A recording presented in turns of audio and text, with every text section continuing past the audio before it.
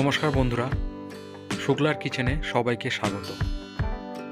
আজ আমরা করব সজনে ফুলের বড়া। রেসিপিটি ভালো লাগলে অবশ্যই লাইক, কমেন্ট এবং শেয়ার করতে ভুলো না। আর যারা চ্যানেলে নতুন আর অন্যান্য রেসিপি পাওয়ার জন্য অবশ্যই চ্যানেলটি সাবস্ক্রাইব করে নাও। তো প্রথমেই আমরা সজনে ফুলগুলোকে ভালো করে পরিষ্কার করে ধুয়ে জল ঝরিয়ে নিয়েছিলাম। তারপর এতে আমরা দিয়ে দিলাম কুচো পেঁয়াজ, কুচো লঙ্কা, অল্প পরিমাণে লঙ্কা গুঁড়ো আর স্বাদ মতন লবণ। এরপর আমরা এতে দিয়ে দেবো 2 চামচ বেসন আর অল্প পরিমাণে চাল গুঁড়ো। এর আগেও আমি তোমাদের বলেছিলাম যে চাল গুঁড়ো দিলে বড়াটা কিছুটা মুচমুচে হয়, তার জন্য খেতে অনেকটা ভালো লাগে। তো আমরা এই সব জিনিসগুলো ভালো করে মাখিয়ে নেব। আর এই মাখাটা যাতে ঠিক মতন হয় তার জন্য আমরা এতে অল্প পরিমাণে জল দিয়ে দেবো। এরপর আমরা এগুলোকে ভালো করে মাখিয়ে নিয়ে মাখা হয়ে যাওয়ার পরে এটাকে কিছুক্ষণের জন্য পাশে রেখে দেবো।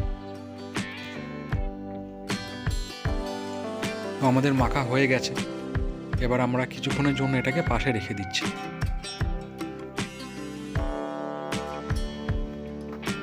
এবারে আমরা কড়ায় সাদা তেল নিয়ে নিচ্ছি।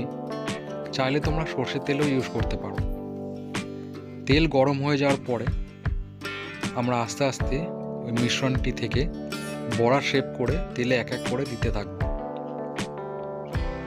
তেল খুব যাতে গরম না হয়ে যায় তার জন্য আমরা ফ্লেমটিকে মিডিয়ামই রাখবো, রেখে তার মধ্যে বড়াগুলো ভাজবো। কারণ বেশি ফ্লেম করে দিলে বড়াগুলো পুড়ে যেতে পারে। সব বড়া আমাদের দেওয়া হয়ে গেছে। এবার আমরা আস্তে আস্তে নাড়তে থাকবো, আর যাতে ভাজা হয় পুরোটা সেই জন্য কিছুক্ষণ পরে বড়াগুলো উল্টে দেবো।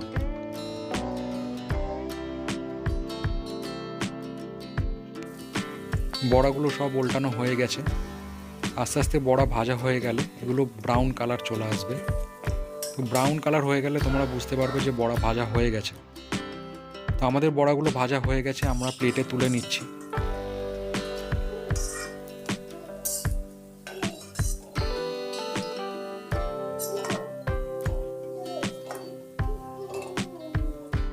তো আমাদের বড়া সার্ভ করার জন্য রেডি। তোমরা দেখতেই পাচ্ছ বড়াগুলো কত সুন্দর হয়েছে। একবার ট্রাই করে দেখতে পারো, খেতেও খুব সুন্দর লাগে। এখন সজনে ফুলের সিজন, তো এগুলো বড়া করে খেতেই পারো।